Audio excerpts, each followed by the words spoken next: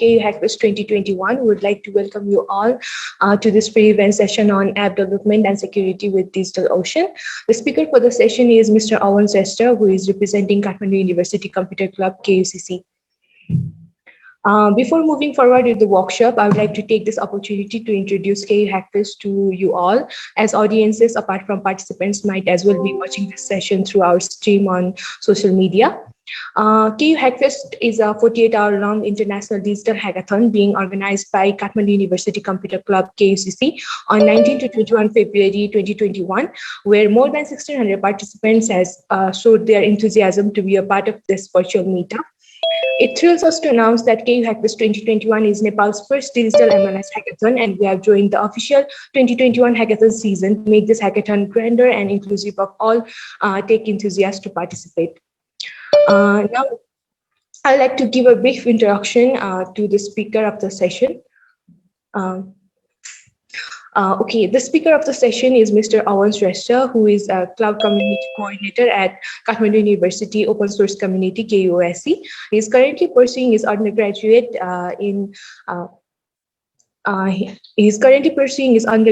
computer engineering at Kathmandu University. He is currently in his final year. He is also a Microsoft Learn Student Ambassador and AWS Educate Student Ambassador. Now, I would like to provide a brief glimpse of what we are covering in this session.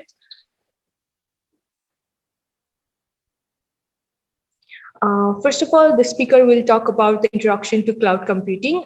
Then he will be talking about deploying the application to DigitalOcean. There will also be a brief introduction to DevOps, titled DevOps 101. Then he will be talking about securing the application. And finally, there will be review and further steps. Now, I would like to hand over the session to the speaker. Awan, you can take over from here.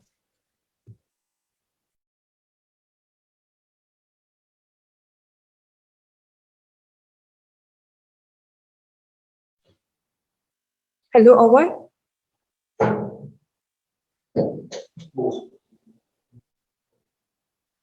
Okay, sorry. Please make Awan co-host.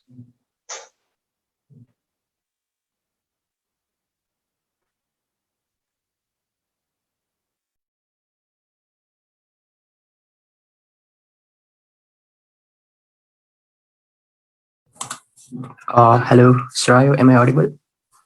Yes. Okay. Good morning, everyone. So first of all, thank you very much, Srayo, for that introduction. Let me see if I can share my screen. Okay.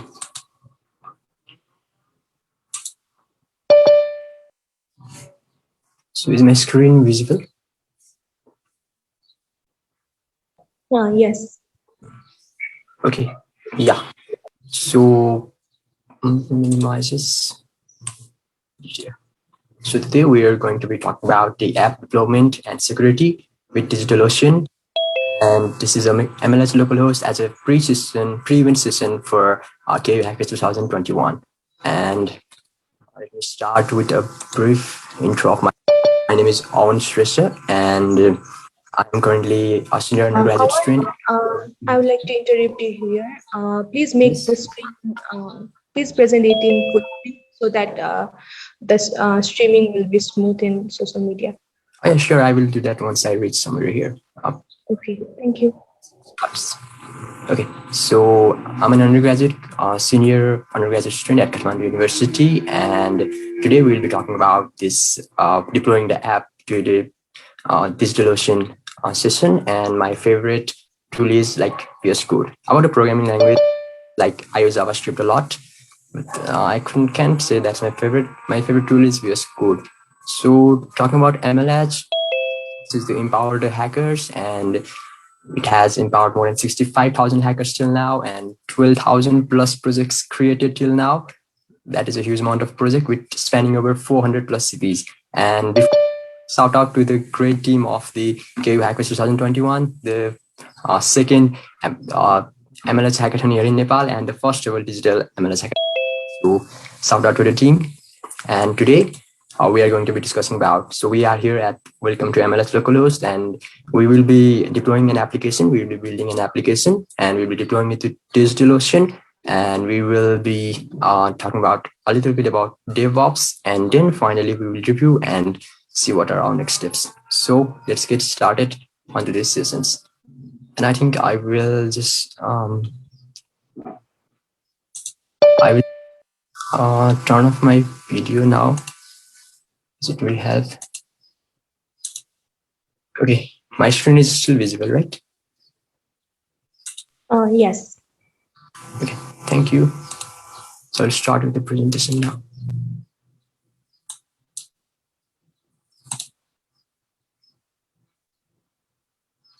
So what are we going to learn today? Today, we are going to learn how to deploy an application to DigitalOcean Droplet. So what is a droplet, we will know in a while, and how to make your application more secure and more available. And after that, what is DevOps and why is it important in software development? So what basically is the cloud? Before we move on to the cloud, I want to go into a little bit flashback, and I want to talk about a little bit about my first ever computer. So my first ever PC I used, it had a RAM of like 2 GB.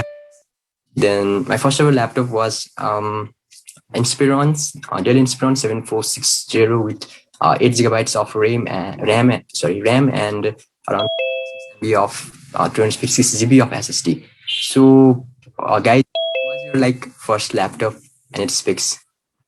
Could you tell it? Like, what was your first ever laptop specs? If it's okay, please tell in the chat.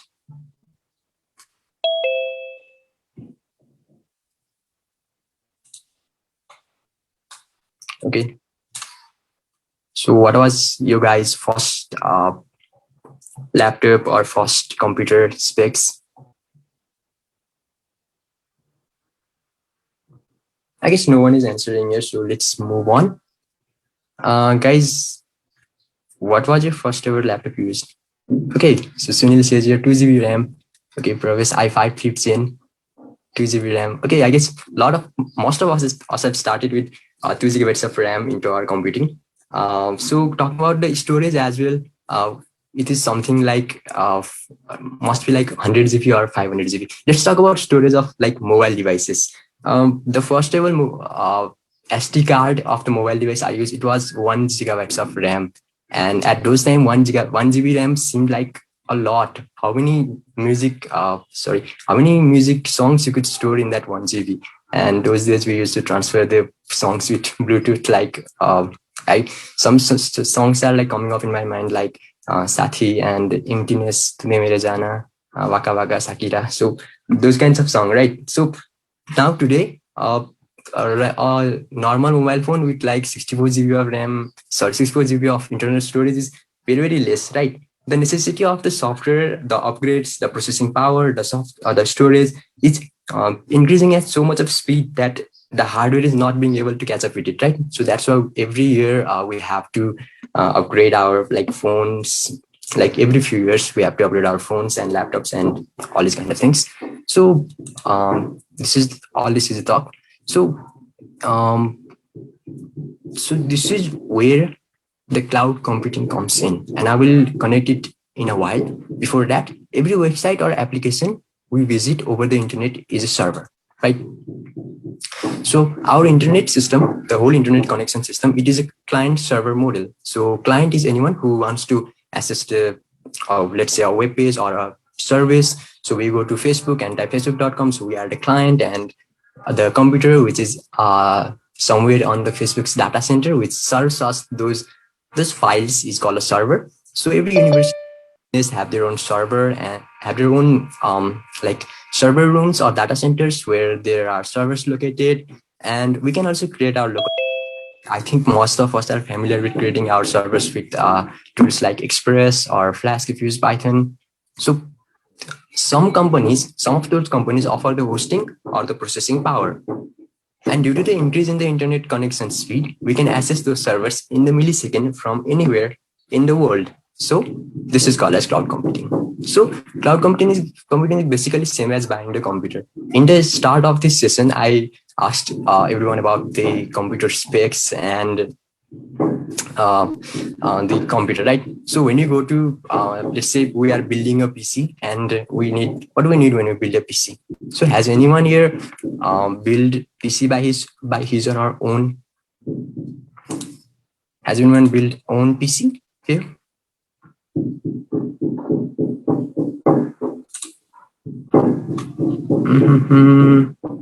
So what do we need when we are trying to build our own PC? Okay, Linux Tech Tips for Building Progress is saying that he's fun to watch.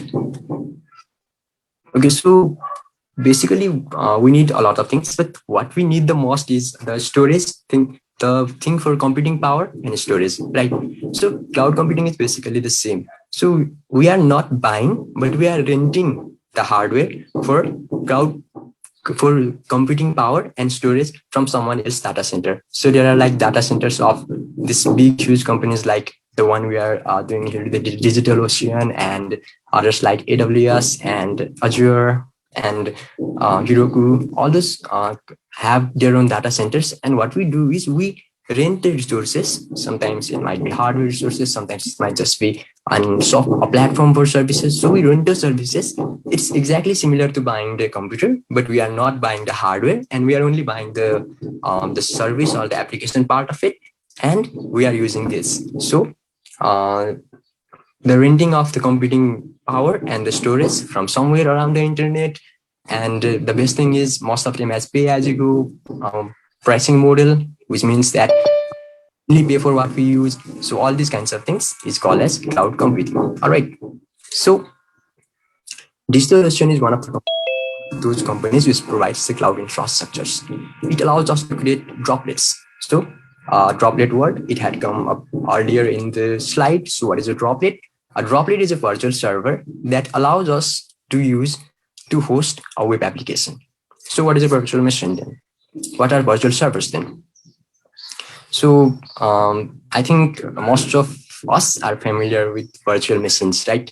We might have used something like VMware, VirtualBox, something like those. Have you used those, something like that? Yes. Okay. We have used VMs in our if we are on Windows and we need something for Linux, then we use VM or for different purposes like that.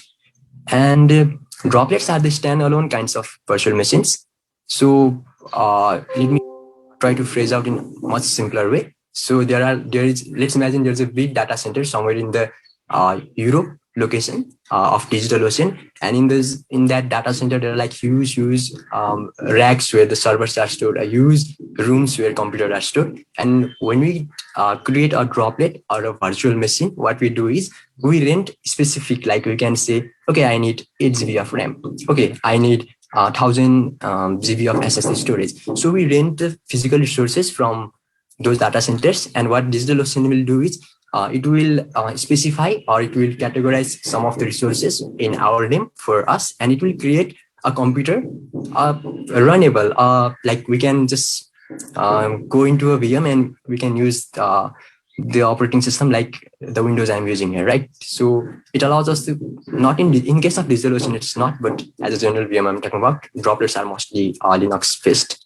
So it allows us to create droplets, which you can use to host our web application. And in this workshop, we are going to create a web application and deploy it to the DigitalOcean droplet. So what are we building today? We are building an operation beach clean. So what is this operation beach clean? It's a web application that allows us to find a clean beach cleanup events and search by beach and its location. And it allows subscribe to the upcoming beach cleanups. So I guess if participants here are from Nepal who have not gone abroad or who have not gone to beach site might not be able to relate with this. So instead of beach clean, let's imagine that okay, we can use here is our imagination. So let's imagine that you are going to visit a beach with your partner, and if you don't have a partner, let's imagine that you are going to beach with your imaginary partner, and you need to find up the beach, and you can search the beach by location, and you can subscribe to the upcoming beach. Okay, so this is what we are going to deploy. All right, so we are going to deploy this application. So ask yourself this question, everyone. If you could build a website, what would you create? Just one website. Like if you do not like, if you have all the resources, if you have like, let's say a team, or if let's say you are a one-man army and you can build any website you can think of, what would you create? Just ask yourself this question, and let's just answer it in the chat as well. Let's hear how much of creative creative things we can come up with. So if you could build a website, what would you create? Let's see what we have got. Okay, Professor Shrestha says mathematical tools.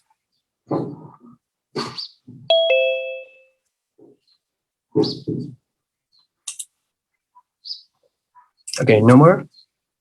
Come on, guys, we are creative than this. And girls, sorry, I think I'm addressing guys like everyone.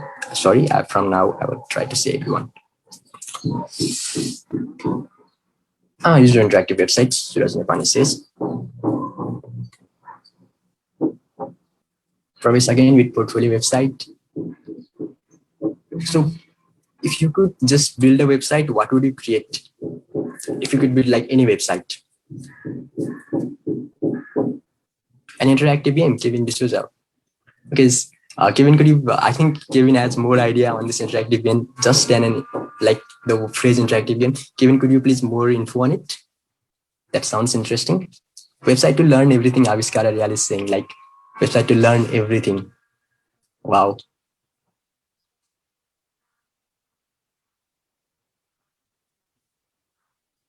Okay, are we out of the ideas now? Okay, Kevin is actually creating a Pokemon game on the web using Rust and React. Wow, shout out to Kevin. Great, Kevin. Just let us know when you finish that game so we can just play it. Okay, so while I was learning this web development thing, second year of my college, and after learning like basics, and when I was like able to create website, the first website that I wanted to create was a joke portal. If you are from outside of Nepal, you might not know like Rajesh Hamal, but at 2 years around at the time frame of around 2 years ago, Rajesh Amal like was on peak. So Rajesh Amal jokes were on peaks. And if you are from India, let's say that he's like the Rajnikant figure of the South movies here in Nepal. Okay, so I really wanted to create a site which was dedicated to like Rajesh Dai jokes. So I really wanted to create this site, rajashdai.com. I think you can just and unfortunately I have not completed the project yet. It will be completed soon. I think you can visit the site and there is a joke for like everyone. If you are like able to access the site right now, you can just go there. There's a joke for everyone. And I mean, okay. So Pravesh, yes, here on the chat here. If anybody knows the answer, please type in the answer. So now let's talk about DevOps. Okay, a lot of jokes. Now, what is DevOps? So when you think about making a software, before we move on to that, let's think when we think of computer engineers. So my parents think of, there's a meme like my parents think of me, what my neighbors think of me. So being a student of computer engineer, this is actually a fact that what my neighbors think of me is I am a computer repairman, and if anybody in the neighbor, anybody have any problem, they would just call me up like, we are having a problem in our computer, and if I cannot resolve that problem, then it would be like, he's a computer engineer, but he doesn't even know how to repair a computer. So when you think of computer engineers, like there's a much more than to that. We know that. We have all been through that. So when you think of making software also, software applications or website, there is much more than coding. There is much more than coding itself. Like first of all, the phase when we actually, depending upon it is a client project or a personal project, we ideate the project, then we create a prototype of it, then create the designs, the mock-ups, and then the actual coding part, the development part, and then the deployment part, the maintenance part, the assurance of the quality. So there is much more to development, and this is where the DevOps comes in, the development and the operations. So what is DevOps? So DevOps is a set of practices for developing like dev for developing the softwares, and operations for the IT operations, for the maintenance and the continuous delivery of the high quality software. Like so the from the entire life cycle of, right, starting from the development while we develop the project until up to the for like maintenance of it and the deployment of it. So that's what it is. And what kind of things a DevOps engineer is responsible for? So first of all, deployment. So when we write the code, we most of the time write it in our local host. And today we are doing this local host. So we write the code, and we need to launch the code into the real world. And I think this is the fact that we are living in one of the most powerful generations ever, because it's just a few line of like typings or just few clicks, and whatever you develop, you can have it in the hands of like millions of people if they like it, like if they share it. So we are really living in this powerful world, and deployment is part of that. Like deploying the hosting your application in a real server where it is accessible by the by the people from like whom you want, or most of the times the entire internet. So maintenance, So the maintenance, the code that we make in the first time needs to be updated. So it may break, we may come out with a new feature, like there might be vulnerabilities, and there might be patches we need to make. So we need maintenance, we need continuous maintenance, right? Apart from that, we need monitoring as well. So our system's health, like how much of traffic we are getting, maybe the attacks we are getting, and keeping the monitoring that our system is healthy. So talking about the attacks, there is also security issues, and are the devices protected from the internal as well as the external attacks? So there might be the internal attacks and there might be the external attacks. If you have actually have had a website, you might know about these attacks. Just recently, I got like one attack on my personal blogs, and they were like changing the IP trying to log in into my like site every 20 minutes. So there are like security attacks you can get. And for all of this, can you just automatically do it to like save the human time? So automation. So all of these, like the things we have said, the deployment, the maintenance, the monitoring, the security, the automation, all of them, this comes under the DevOps. So DevOps and the DigitalOcean. Here today we are going to deploy our application to the DigitalOcean and so learn some of the DevOps skills along the way. And by the end of the workshop, we will learn how to deploy the code to the DigitalOcean Droplet. As I've already said, Droplet is nothing but a virtual machine running on the DigitalOcean where we can just run our application and keep our droplets secure and monitor the health of our droplets. So let's get started finally. Okay, so Pravesh here is saying in the chat that he uses Cloudflare to avoid the DDoS. Yeah, great. I was actually having issue with Cloudflare and my hosting provider. So there was some issue going on with me. Okay, so we have finally reached here to the step where we actually deploy the application to DigitalOcean. And we need to, first of all, we need to create an account Ocean. So okay, let's see how are we going to do that. So I'm just going to open a new tab here and I'll just go to DigitalOcean. I will just type here in Google. Everything is just search away. And I will just go to DigitalOcean here. So you need to click up your, or you can just put up your name, email, and address here, and you can click here on the sign up, or you can sign up with the Google and sign up with your own account. Okay, I already have my account, so I will not be going here. The one of the issues you might have, or especially is that while signing up, it asks for you for your credit card or for your PayPal account. So most of which might not be sorry. So this is asking for code. So I'm going to close this one and I'm just going to speak about it. So while signing up, it will ask for you either for your credit card or for your PayPal account. So if you that from like from your friends or from your relatives, then it is okay, but it might be a little bit problem for you if you like do not have those. Hello, Awan. Yes. Are you sharing another screen as well? Because we can only see the slides.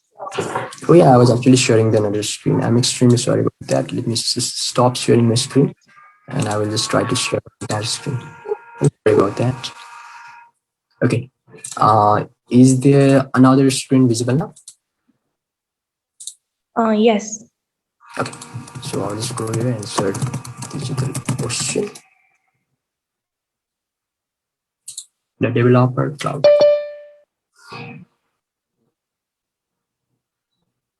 Okay, so we can go and sign up here with Google.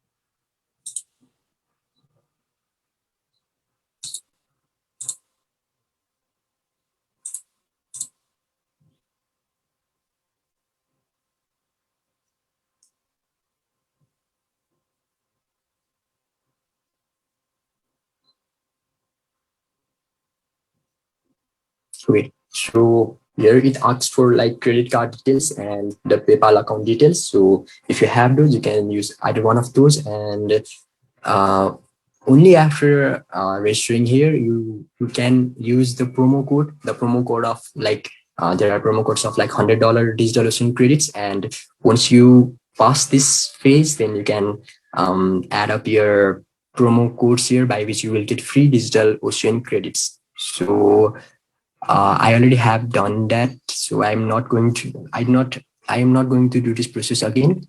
And yeah, I can understand that it might be a little bit problematic for those who don't have access to credit cards and PayPal. But today we are using DigitalOcean.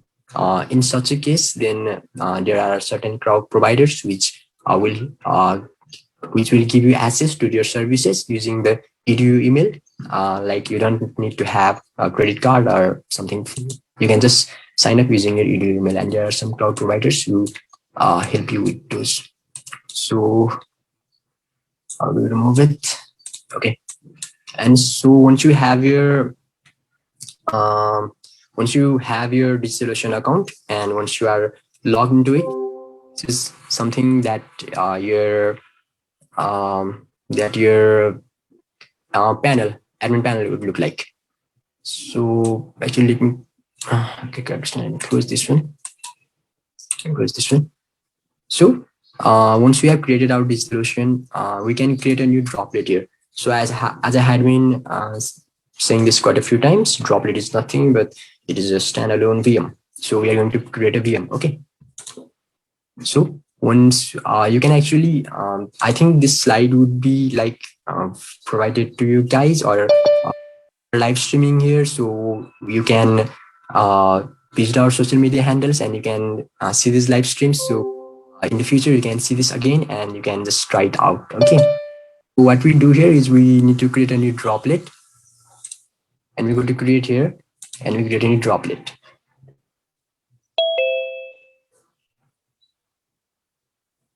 And so we can choose our image, like what we want to use. Droplets basically run on growth. So we're choosing here like basic Ubuntu, and we are choosing our plan, which is our shared CPU, which cost us $5 per month, which is not that much, I think.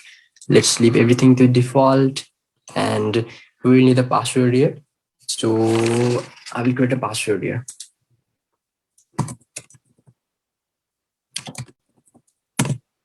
Okay, so all the requirements fulfilled. We have a password here. And I guess, let me use it.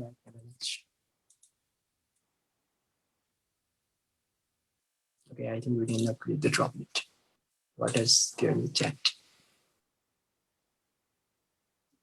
I guess there is I am not sure of, is there any solution to the credit card problem as of now? If you are really having problem, then you can use some of the other cloud providers as well. Like if you have edu account, then you can sign up for like Azure.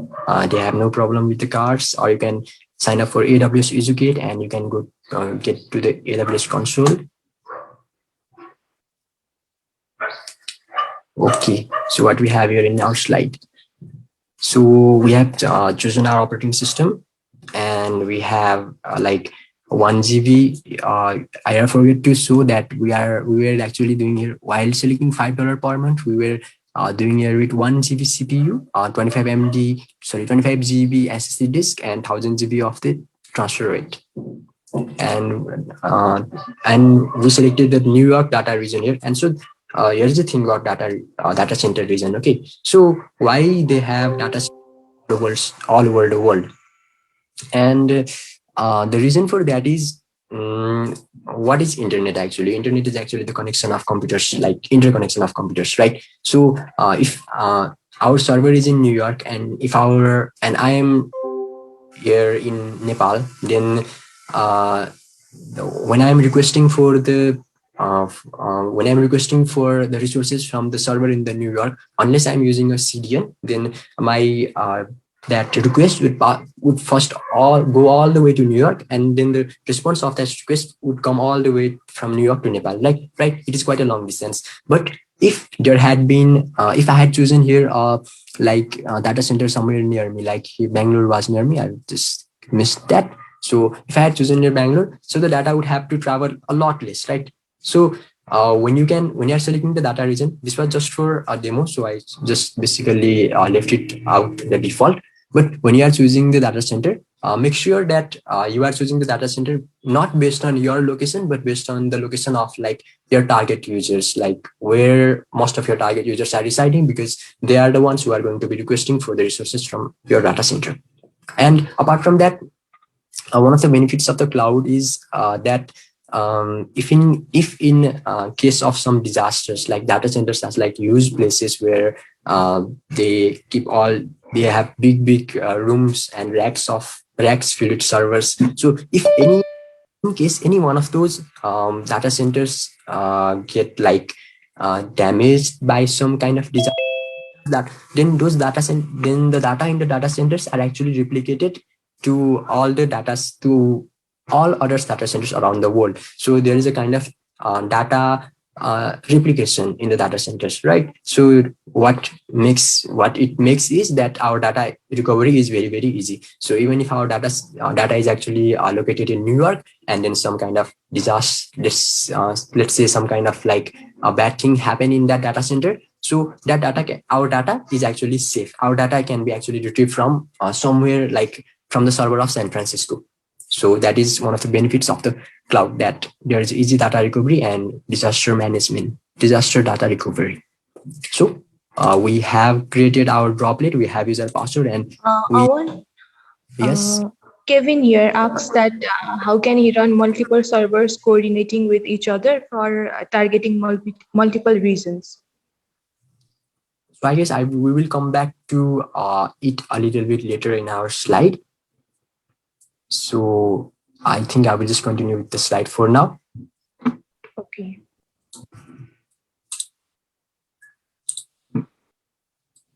Okay. So we have created our droplet here, right? And we should once our droplet is created, we should get a mail regarding our droplet is created, and we can have all the details in the mail, like the password we use, the default username is root, and here we can see that the MLH one, this one, it has been created. So it's like a computer using the resources, the hard resources there in the DigitalOcean's data center. We have created a computer, and then we are going to access it a console. So we'll go to console here.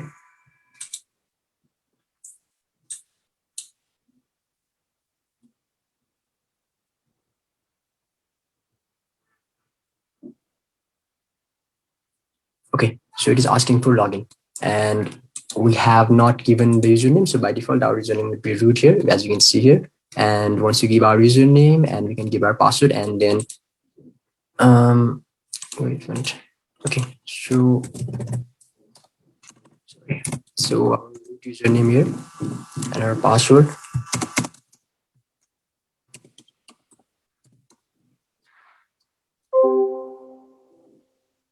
Okay, so we have logged in, and I don't know how many of you guys are actually from Linux. Let's see here in the chat. How many of you guys actually use Linux?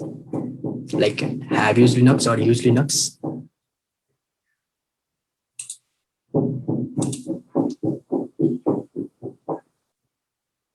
Okay, Pravish uses Linux. Okay, Linux. Great. Kevin uses Linux, macOS now. Okay, Ranjan is WSL. Great.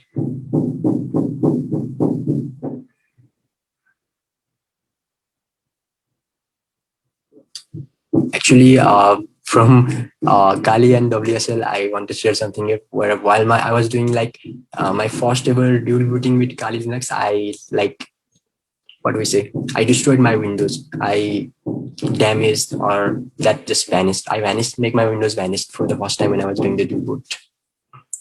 So backworks and powered by Pujan Magar. Aditya Mans.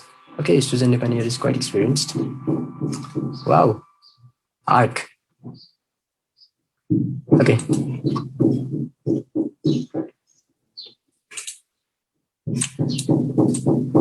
So I guess most of us know here the basic commands. So what I will do is I will just go straight forward. Okay. So yes, now we are inside the root of our droplet, which means that we are controlling the droplet, and we can add the new users. Like it is basically the same as like in the basic Linux distro. So we cannot give the entire power to everyone, right? We can just give certain access to certain someone, based upon what he is obliged to do. So the root account can do everything to our droplet, and we do not want this to fall into the wrong hands. So let's make a user which is not as quite as powerful as the root here, and let's make an user. So this is quite simple here. All we need to do is add user, and we need to use the user's name and give him the password and all the other details. So we will go here and we will user, let's say Awan. Okay, add user. Okay, new password is asking for. Let me give a password.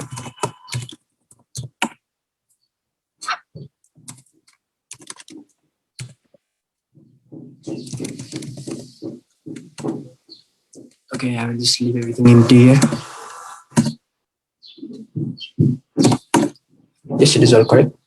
So we have added the user. So if you want to go to that user, then we can just switch user, which is like the command like su, I believe. So we can switch the user, and we can like give the access. Like if someone wants, if we want someone to perform only specific tasks, but do not want them to have like the entire access to our device, then we can like create we can like add the users, and we can give the users the access like it is shown in the slide. Okay, where we have written the slide. So we have, okay, so we can change the user mode here. We can give some of the minimal administrative privilege to here they are using the here they are using the user Sammy with that account, and what they are giving here is they are giving here the access for the Sammy to perform certain activities like installing the packages, modules, and running the server. And now we're going to install some of the software. As I have seen in the chat that most of us here use Linux, so this might not be a new thing for you guys. So we use the apt command to install or update our package in Linux. We use sudo apt update and sudo apt upgrade. So let me do this.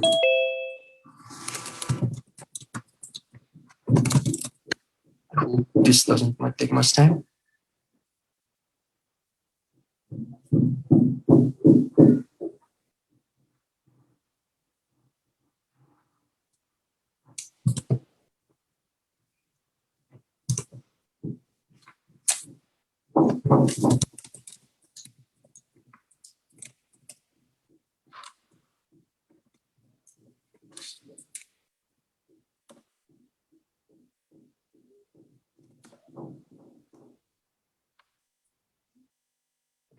So while that is happening, let's see what we have next on our slide. So like in the beginning of our presentation, we have talked that we will be deploying our application, and our application will be in Node.js. So our operation bees application, which help us to search for the bees and locate the bees, the bees clean projects, those, and we will be doing it. And that application is actually running over the Node.js. Node.js is the server side JavaScript environment, which help us to which helps to run the servers, and we can. Today we are going to deploy our Node application. All right. So in order to deploy the application, first of all, we need to install the Node.js on our device. But I think this is going on. So while this is going on, let's see what we have on our project. Let's see what we have in our chat here.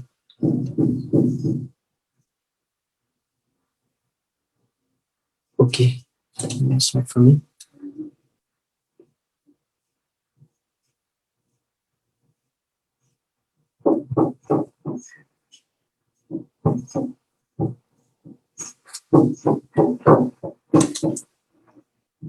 Okay, and once we will be installing Node.js, and once we will be installing Node.js, we will be installing the npm, which is the package manager for Node, and like there are like a lot of packages for Node, and they all have all the dependencies. And I hope you all are familiar with that meme, which says like, this is the heaviness of art, this is the heaviness of sun, and that is the heaviness of the Node mode with packages. I hope you guys are familiar with that meme.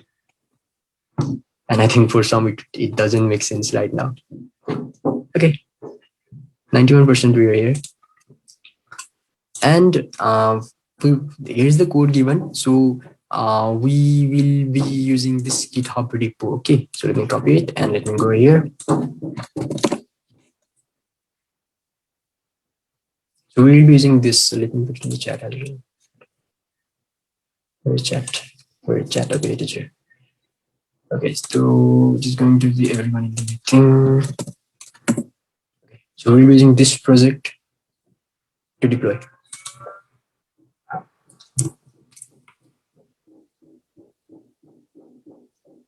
This is somewhat stuck at 91%. So since it's stuck here, so let's see what we have on our project for now. Sorry.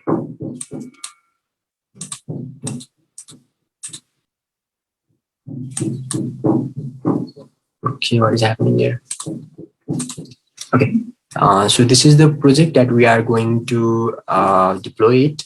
First of all, before starting to deploy it, let's see what this project is. And I hope you all have attended yesterday's Git and GitHub session by our president, Ashish Kesi, Computer Club of Kathmandu University, KUCC President Ashish Kesi, and I hope you guys are all familiar with this. So I'm not just, you can just git clone here, or I'm just going to download the zip here.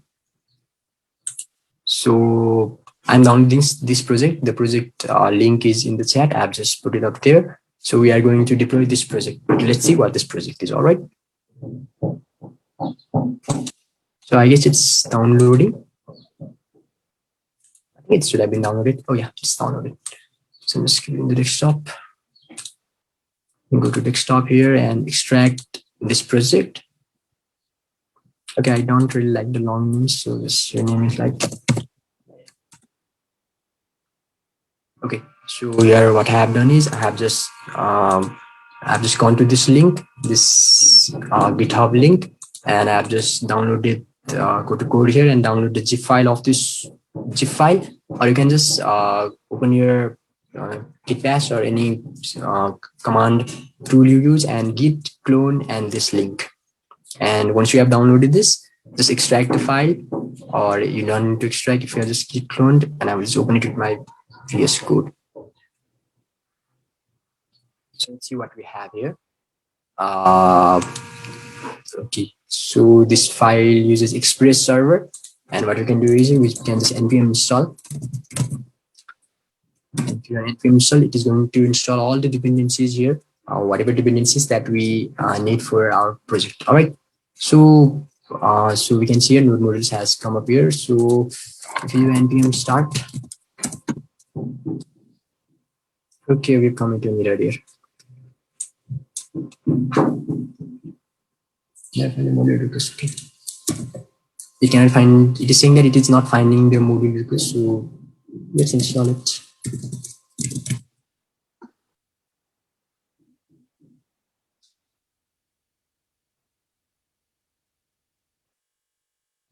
So I guess we should not have any problem. Okay, yeah. So, okay. So we are not going to be discussing about anything about the code here, because like it will be like another part. Whatever this is, it is doing is the Express here. It is an instance of the Express module we use, and the Express is actually setting up a server here, and it is sending HTTP request. HTTP is how the computers talk with each other. And when we are sending a GET request at our root here, at our slash, that means our root, it is going to send us a file, and our server is listening. Our app server is listening at the port. I hope it's 3000. Yeah, 3000. So if we just so let's go to localhost 1000. Then here we can see our app. So this is the app that we have actually used the Git repo of it, and this is the app we are actually going to be deploying in our server. So it shows us all the beaches, and here we can send our email here, and it gives list of all the beaches, and we can just search for our beach. Let's search for just beach. Okay, let's search for city as Saudi. Okay, so based on the name of the city, like city, I think it is starting from here. So based upon that, it's going to give us just the city. So this is a very basic Express Node.js application, and I'm not going to the depth of the like how the application is working or all these JavaScript and HTML codes. So basically what we are doing here is we are getting an Express server and which is listening on the port. So whenever we send a GET request, if you are not familiar, I hope you are familiar with it. Like GET request is like you send as they are the HTTP. You send the GET request when you need to get something from the server, and when you need to update or when you need to send something to some data to the server, you use some post request. So yeah, so here it is. We can see it is running in our server, and now let's see our droplet. So I hope that this is, I don't know why this stuck. Let me just cancel it.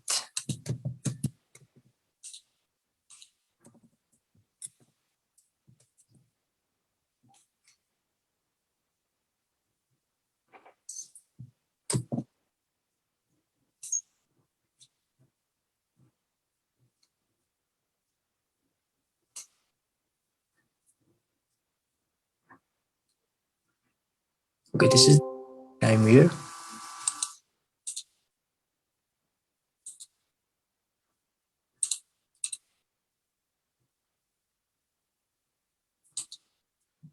So what are we going to, so what, since this is happening, let me tell what actually happens when you deploy our server. Okay, so this, where that our resource went, let me refresh this page. Okay, here it is.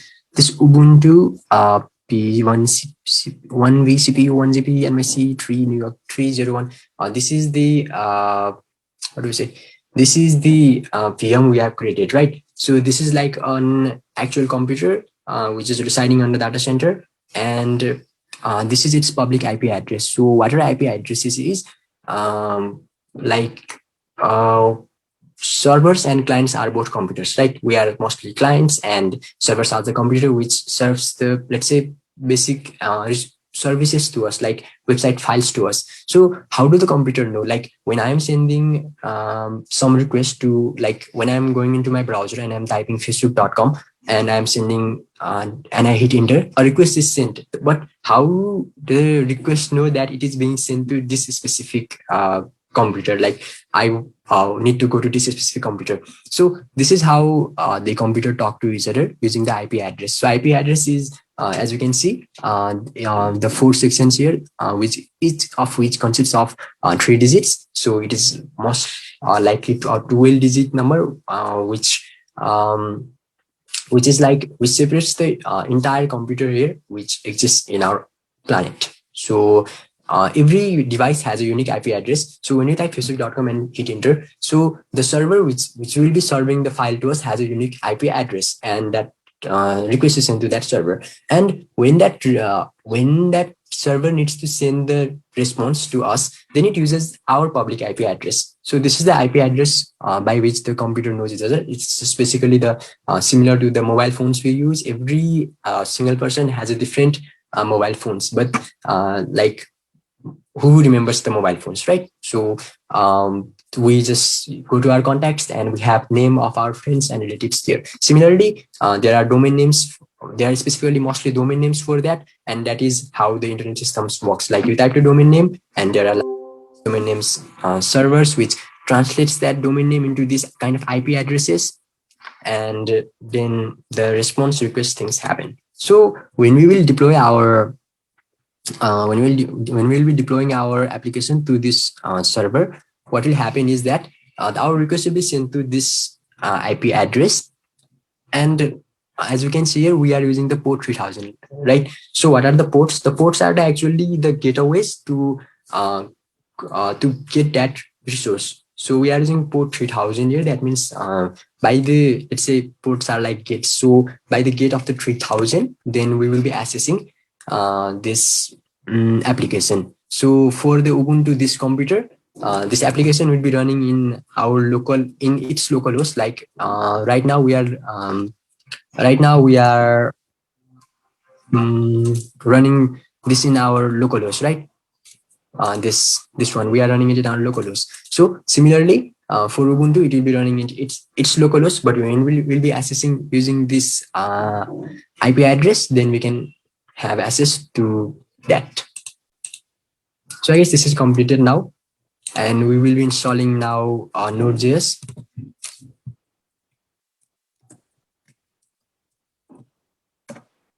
Okay, that should install Node.js, and after that we will be installing, I guess, npm. Yep.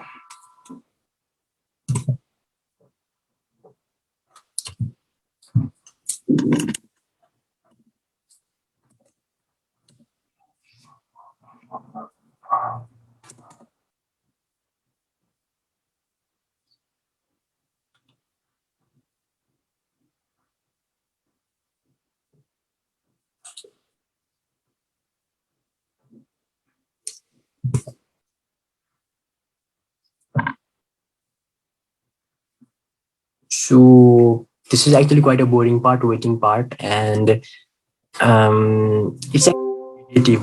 And I think all of you might have heard about the theory of relativity. Like when we are having something like interesting, we don't know how the time passes. Like during the first few times of the sessions, and now we are like waiting, and this time seems like it is moving like very slow. Theory of relativity. If anyone knows better, can you please put it out in the chat? The theory of relativity by Albert Einstein in a better way.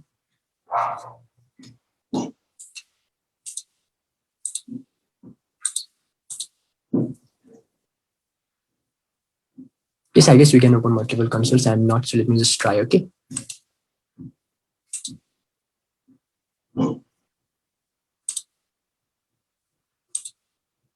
Yep, I think we can.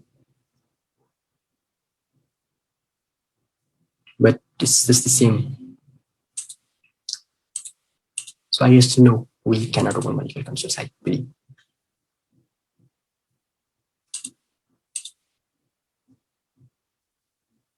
So no one is coming up with the relativity theory.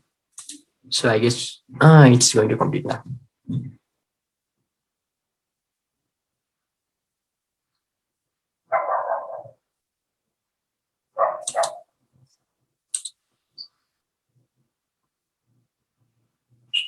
Yep, I think I just showed it like if we just go here, oh, it's not, sorry. If you just go here and if I just from here, it opens up the, it doesn't open up the new console, it's the same console that that had been like working on. So it is basically the same. So I think we cannot do that.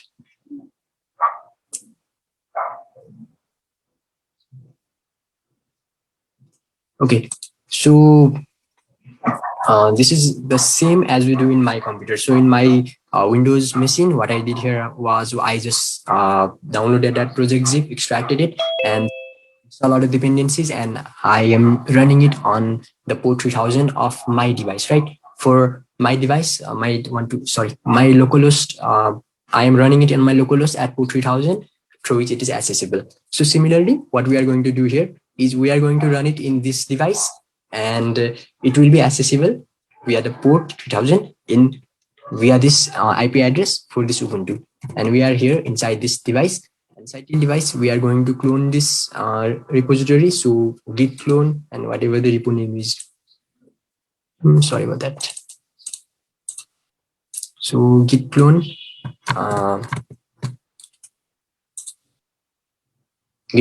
this git repository. Okay, why is it saying that repository doesn't exist? I guess, okay, maybe we are missing HTTPS here.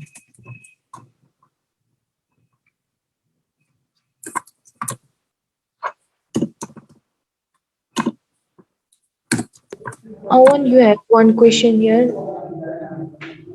from Dheeraj Saurashia. Okay.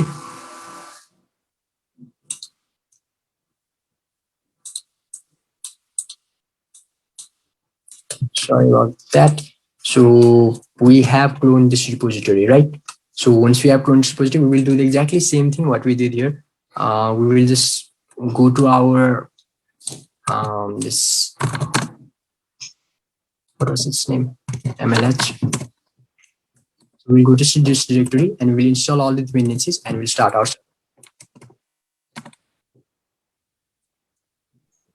Awan, am I Yes. audible? Yes. You have some questions here in chat box. Yep, I'm seeing that. I guess you wanted to, I already answered it. Yes, it is better to use SSH from the terminal. But for this for this presentation, as of the structure of the MLH Localhost presentation, I'm using it. Yeah, it is better. Yeah, it is better to use SSH.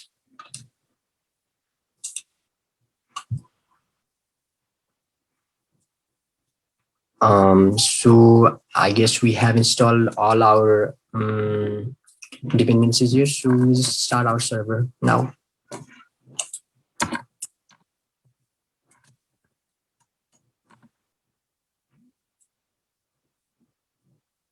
Okay. So our app is listening on the port 3000. So this was our we can copy it. So this was our okay. So this was our public IP address. We just go into here by default. It would be something like I'm not sure which port it would go by default. 80 maybe or 8080. But if you go into the port 3000 here, right? Our app is now sorry. Our app is now accessible through this, right? So what we did here was, let me just rephrase it one more time. Yep, as Kevin said here, it is better to use SSH but for the MLH localhost, this presentation structure, I'm not using SSH. Instead, I use password. I use a password. So using the accessing the terminal, what I did here was I cloned that repository, that Git repository we had, just as I did in my device, and I installed all the dependencies. And for that device, it is running its on that device's localhost on port 3000. And using this public IP address, we can access the device, and from the gateway 3000 port, we can access this application. So this is how we deploy an application. Um, Deploy an application in DigitalOcean. So, okay, this is just struggling me a bit here. Right. This is how you can deploy an application in DigitalOcean. And we have already accessed our application. So success. We have now successfully accessed the application that is being hosted in our DigitalOcean Droplet. So we have reached the third part, the DevOps 101 part. And I think now let's take a break of like 2 minutes here. And after 2 minutes, we will be starting the DevOps 101. We will be talking about the security, the availability, and all the DevOps related things of our app. So we'll start at 2:03. All right. Is it okay, Sarayu? If we take a 2 minute break? Yes, sure. Yes, sure. We will now take a 2 minute break and we will come back. Yep.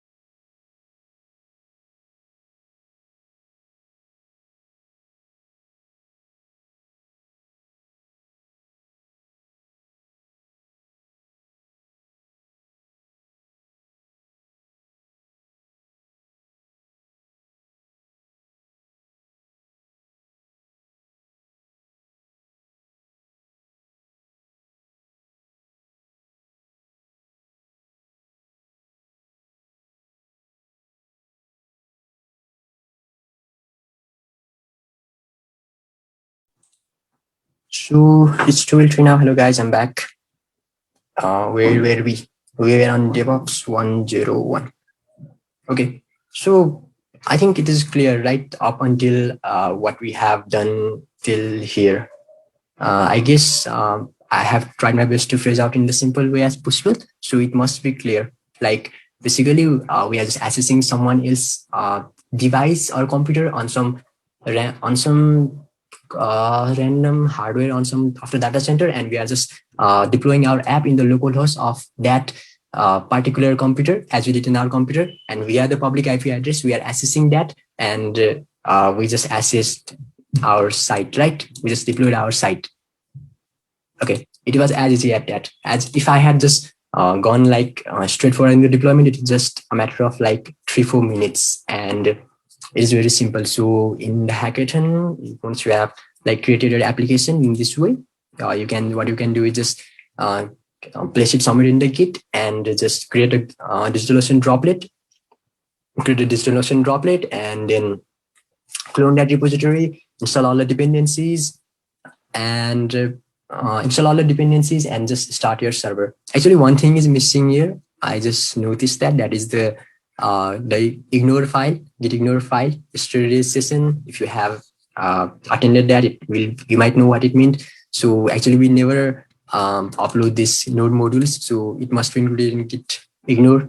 I think that is a little bit of mistake here. Apart from that, we can have our application here. So let's go back to our presentation. Okay, let's keep it here.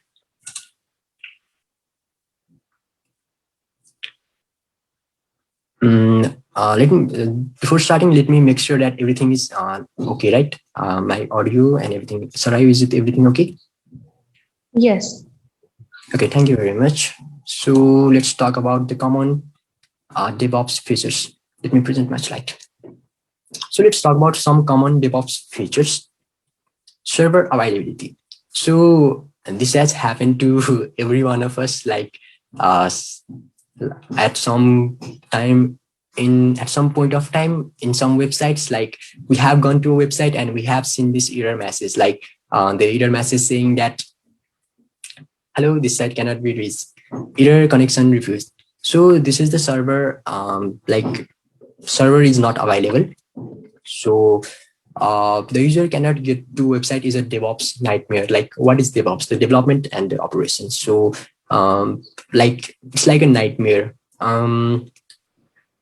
Just something just popped up in my mind. Like if the website not accessible is like a DevOps nightmare, then that 404 page, like around 2 months ago when Google servers, the Google authentication servers went down, and YouTube was showing that 404 page, it might have been like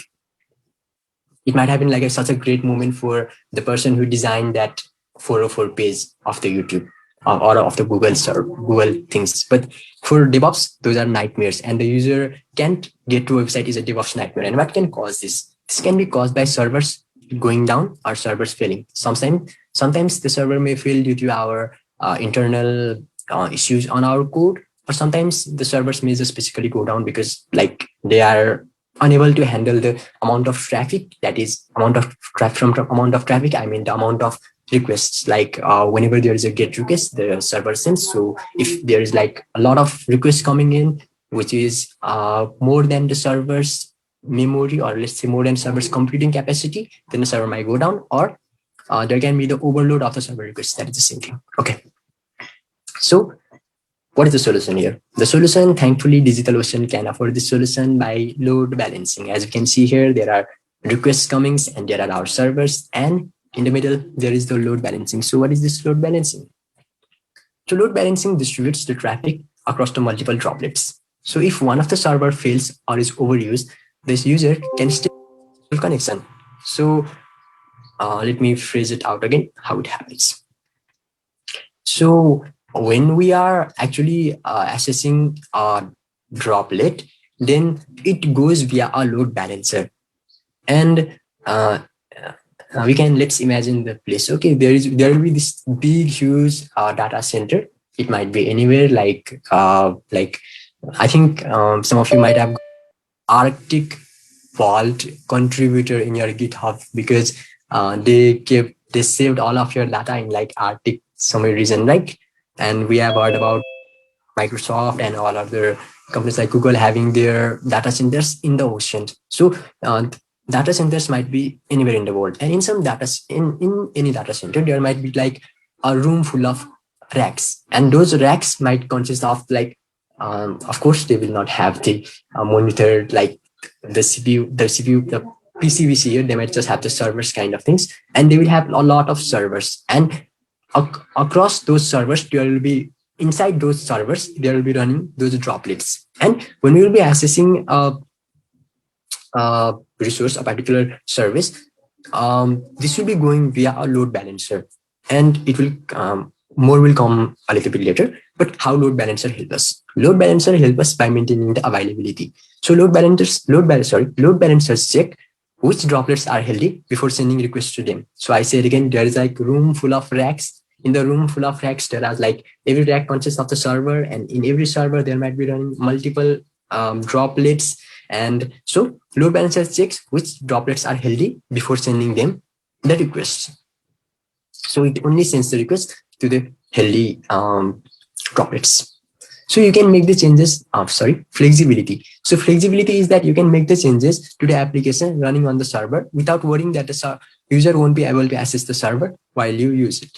So in a typical like web server, which is not based on the cloud infrastructure, what happens is that when you are upgrading once you have built your site, when you are upgrading your site, there comes a certain time when you are upgrading the application. So at that time, there might be a downtime for the user. So suppose if you are upgrading your application and it takes some, and let's say fortunately it's completed in some minutes, even in that some minutes, you might lose the, like what we say, the user might not be able to access the site. And that is a very, very nightmare, not only for DevOps, but for the website as well. Like if you, like we know the consequences, right? The example I gave, the Google went down for like some few minutes, and I personally faced a problem because I actually had to submit my assignment via Google Classroom. And when I went, I was not being able to log in. So, and it was almost the deadline of that deadline in the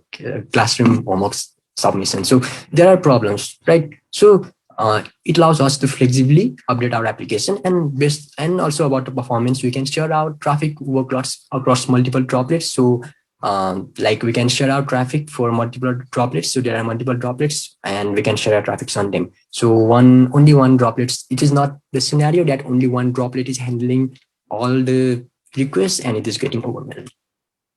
So how does it work? So I have already a little bit said a little bit about how does it work. Instead of directly accessing the droplet, our UGO means our requests go to the load balancer's network address, and load balancer then selects the best droplet to fulfill the request. Yeah, simple as that.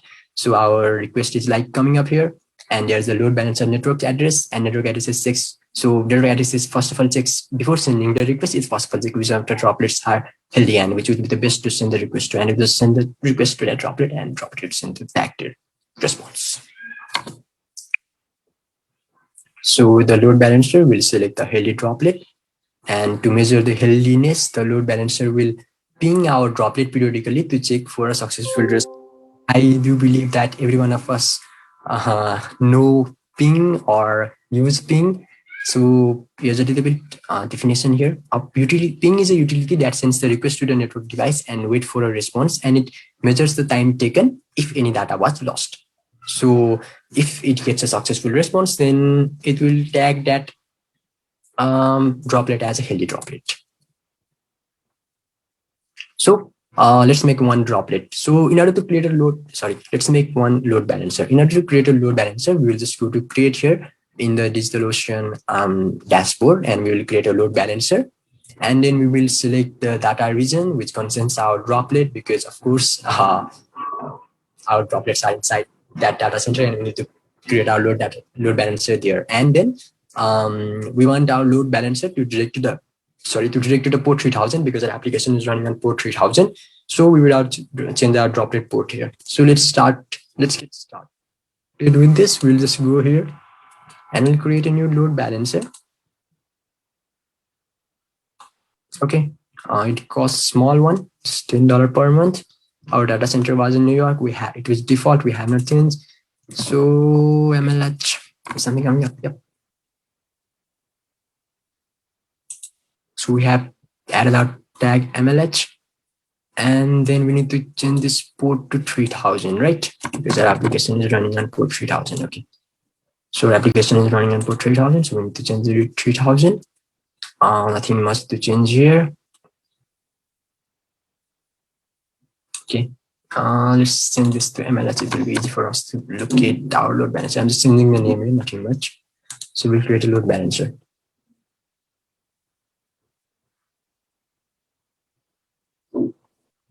Okay. So this takes sometimes like this load balancer is being like it is just we can see this collecting, and this drop matrix for this load balancer will be available shortly. So it is not available yet. It actually takes some times, and based upon like our server is running or it is like dead from that time it is not running. So based upon that, we will get something else showing up here instead of collecting. So in our slide, it is clear that we just change our path to 3000 and we create a load balancer, and it takes a few minutes. Even the slide says that. So I'm moving forward because even in that upgrade part, we had quite a delay.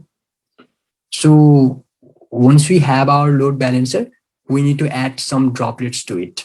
Like this is just the load balancer, right? The MLS thing I used was just its name, so nothing much here. So once we have our load balancer, we need to add the droplet to it. But since I used the MLS tag here, this our droplet got added to it. So if while creating the droplet, I think I missed that part. So while creating a droplet, if I had not used the tag here, this should not be here, I think. So it is already here. And if I had not added any tag, something like here, the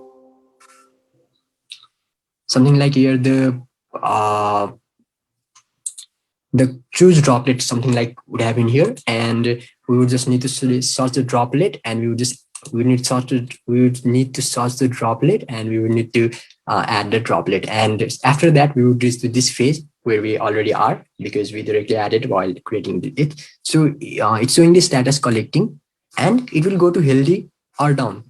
So this collecting status will either go to healthy or it will go down, and it will be based upon like if the droplet is switched off. So our application is not running on the port 3000, or if our application is switched off, then the droplet will be down.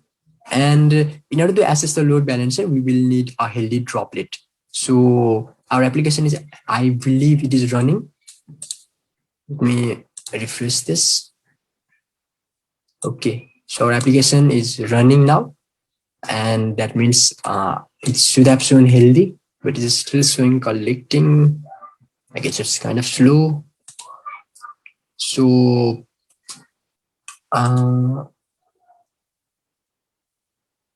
let's access our load balancer.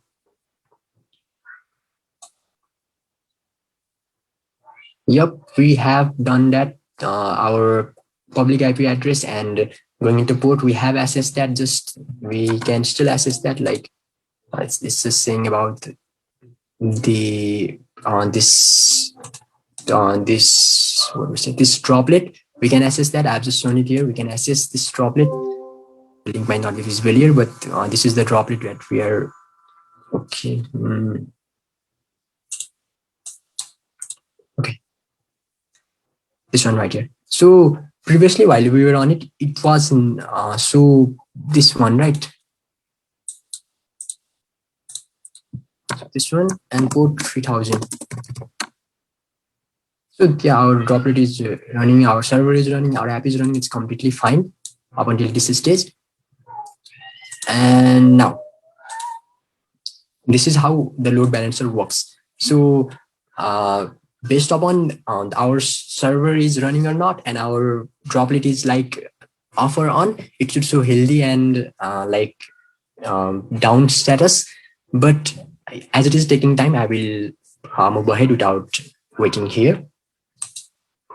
So another part of the DevOps is DevOps monitoring.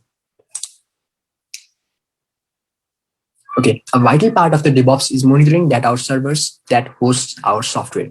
So we have to monitor our software. Like sometimes there might be some memory issues or like sudden inbound of the huge traffic or some kind of errors. So we have to track up the things like the uses of our server memory, the incoming and the outgoing request, the HTTP request kind of things. So let's take a look at some of the DigitalOcean's monitoring tool.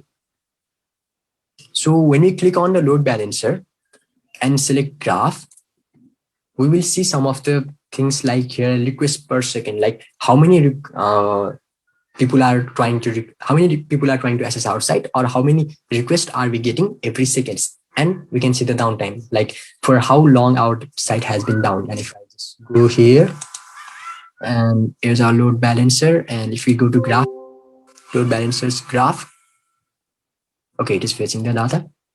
So we can see here the HTTP request per second, which is like 0.00083. That is not much. And connections, like I guess no connections here.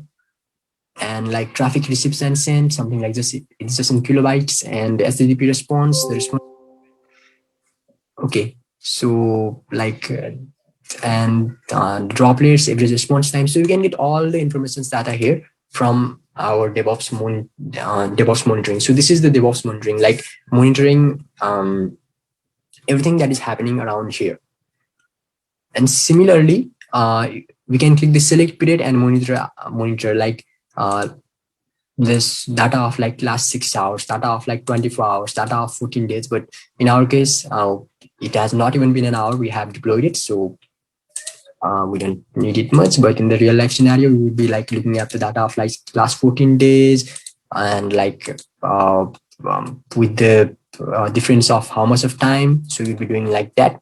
And another DevOps like we have to see is alert features. Like alert is a very important thing because things might get wrong, things might get not as we predicted it anytime. So alert is very much necessary. It is an important aspect of monitoring. An important aspect of monitoring is being alerted to potential problems before they becomes the huge issues.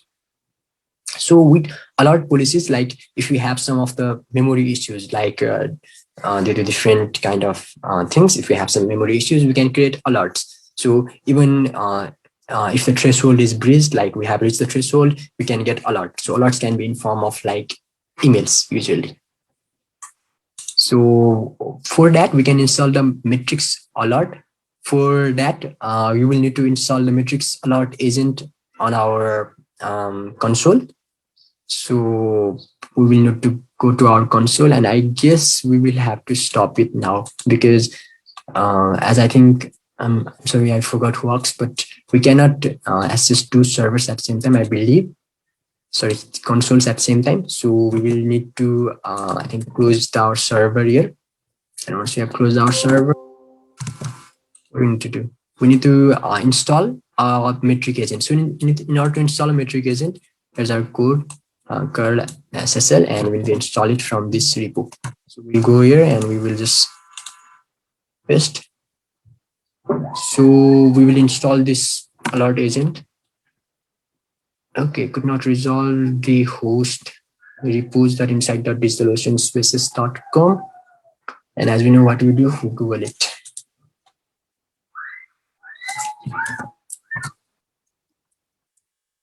Okay.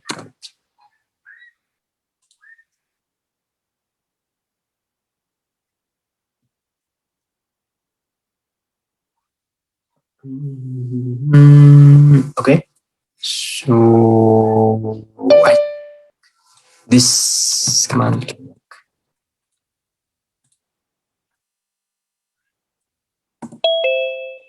Yep, it's okay. So I don't know why this did not run. It was in the slide provided by localhost. So okay, all right. So once we install our droplet, we can see that now our graph, now we will have monitoring graphs. So let's see if it is installed. Yes, it is installed. So if we go there, we must be able to see now something like things like the CPU uses, disk uses, memory uses. And I think we need to refresh this page.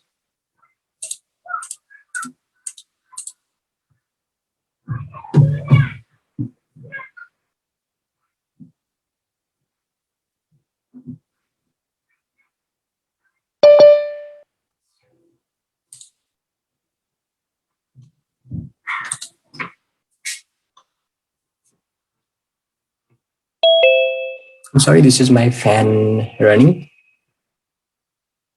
So it's not like at the end something starts showing up, like we can see this. And what we can do now is we can create the alert policies. And after creating the alert policies, what it will do is we want to be notified whenever the CPU uses of our droplet is 70%. So let me show it here what it means. So if you go here and we click on where is the alert policies here? So if you just try to create an alert policy here, so here's how we can create alert policy. So alert policies for like bandwidth, for CPU, for disk read write, for memory utilization, and if it is above or if it is below, like if something like memory utilization is below some level, or like CPU utilization is like above some level for this amount of time, then we can select the droplet for which droplet we are going to create the alert policies. And if any kind of those things happens, then we can DigitalOcean provides us with two options here, either to email or to send message via other like Slack. So we can, if you create here the alert policy, then we can get the alert. So this is simple, so I'm not going much on it. The alert policies are like we need it, so we need to create the alert policies. And if our CPU is running high, if our CPU is running more than 70% of, if our CPU is being utilized more than 70% of its capacity, then we receive a notification email. All right. So next DevOps principle, the security. Let's focus on another principle of the core DevOps principles, the security.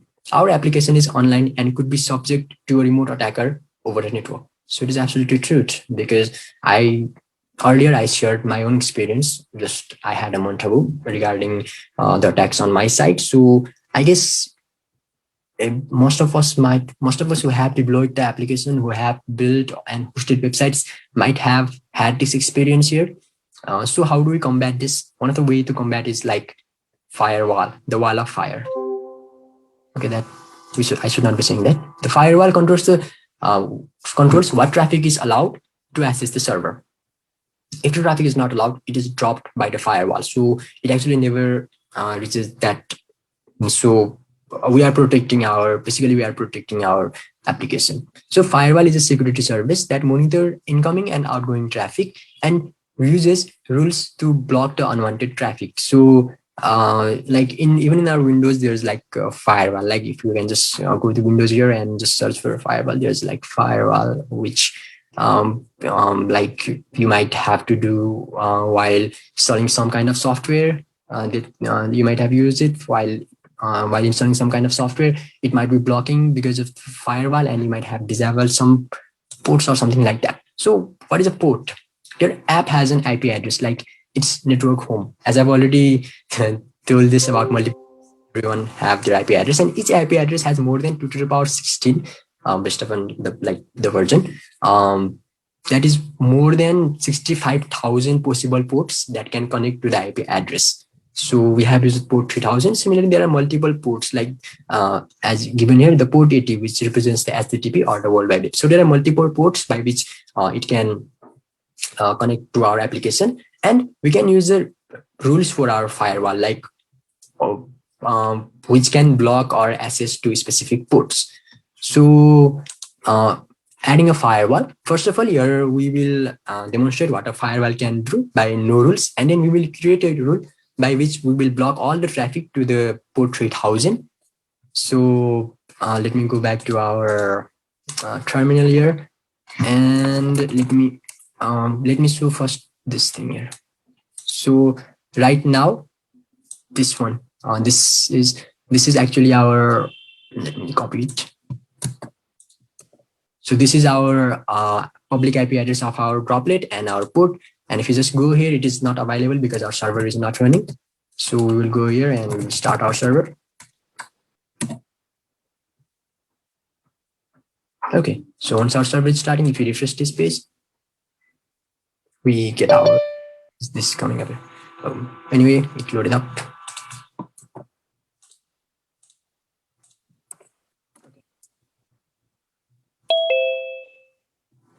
So we are getting it, right?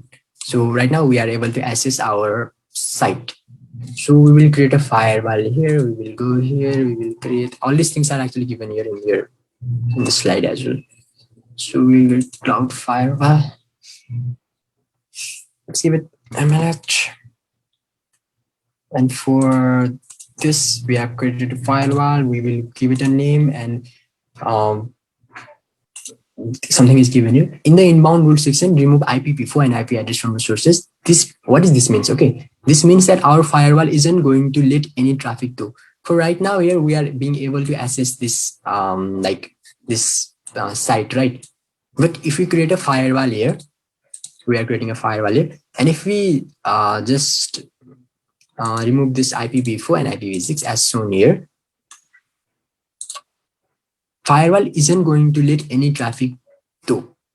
So IPv4 and IPv6, different network protocols use different IP addresses. So this is just about IPv4 and IPv6 addresses, which use just like 32 bits addresses to store, whereas the IPv6, which is the 128 bit, as IPv4 was not being enough. So give it our name and return to the application. So we'll go to this a little bit later and add our droplet. So MLH tag. What is our droplet? So MLH tag, and we'll create a firewall here. Let's see if we can access it by NYC. Which one was our? I'm not sure which one was our. So let's do it with tag.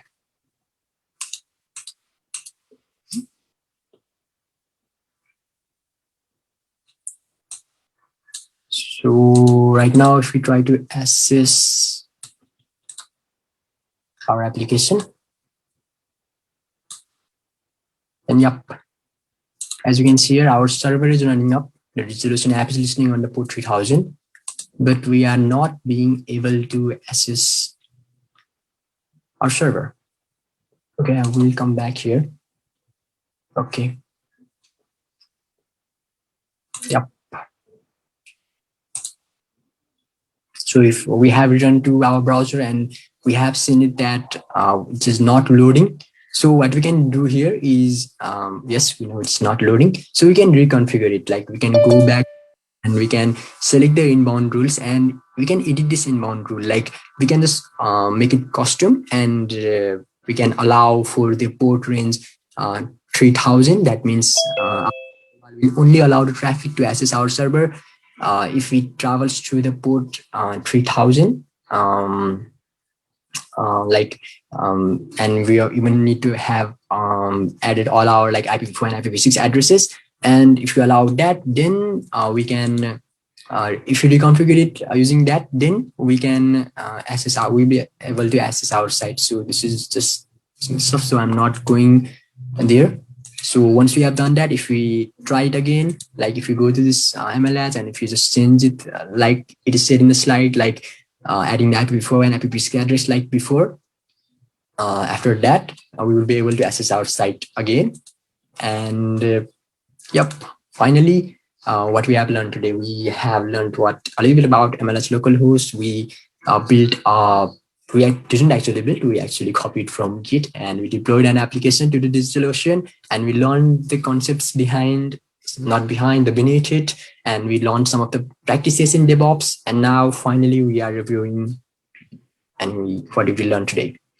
So DigitalOcean, it provides us the cloud computing services and allows us to host application in droplets. And we learned that, we have seen that, we know now what droplets are, we know how like things run in them, and we learned what DevOps is and how DevOps is the practice of deploying, securing, and updating our application. And we can use features such as firewalls, load balancer, alert policies to our droplets. Actually, let's see what is happening in our load balancer here.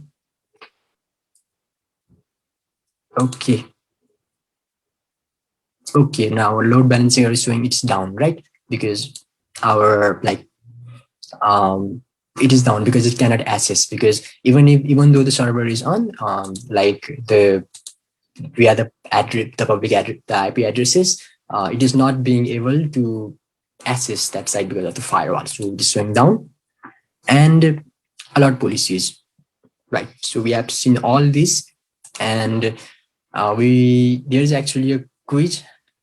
So you can just go to this link and see what you have learned from this workshop. And as MLH says, and I truly believe in it, learning should not stop when the workshop ends. The actual thing is that the workshop should be like the roadmap to your learning, and the actual learning starts from inner self. So the actual learning should start when the workshop ends. So yep, you can just carry on. This was today's journey, was just a roadmap for what we can do, and you can just go further. You can just investigate on alert policies. You can add to your droplets. You can research automatic deployment, where app would be load every time you make a change to GitHub repository, and you can try changing your alert policies for I had shown that just before free time, I had shown like the email section. Now you can try connecting the Slack and sending your message there. So this was all about it, the app deployment and security with DigitalOcean. And here we have come to the end of our MLH Localhost. Thank you everyone for being a part of this. So do we have anything else, Sarayu? I guess not. Do you have any thing to say, Awan? Nothing much. Just thank you for having me here, and thank you for giving me a chance to come here and share what I know, because that is something I truly love, learning something, creating something, and sharing my knowledge. And I just try to share here what I know. I hope that it was helpful, and I'm excited for the KU HackFest. Once more time, kudos to you guys, the organizers, for such a great hackathon that's going to come. And thank you everyone for being here. Thank you for your time. Yep, that's from my side. That was really a great session. Thank you so much, Awan, for this amazing and insightful session spanning cloud to DevOps to deploying the app in DigitalOcean. You also included jokes and personal experience in between. I think every session should be like this, so it won't be boring and we can learn so much at the same time. It was really fun and interactive. I hope the participants learned and enjoyed a lot as well. Thank you very much for taking your time out to facilitate as the speaker for the session. KU HackFest family is really grateful and happy about your session. Thank you so much, Awan. Thank you for having me. Thank you. Also, a huge shout out and thank you to all our audiences and participants for attending and interacting in the session and making it a success. We have the next session coming up on blockchain casino, learning how to score on Icon from 4 p.m. to 6 p.m. today, Nepal time. I think that's it for this session. Thank you, Awan. Thank you, everyone. So then I will end this session. See you in the next one. Have a nice day. Bye-bye, everyone. Bye-bye. Bye.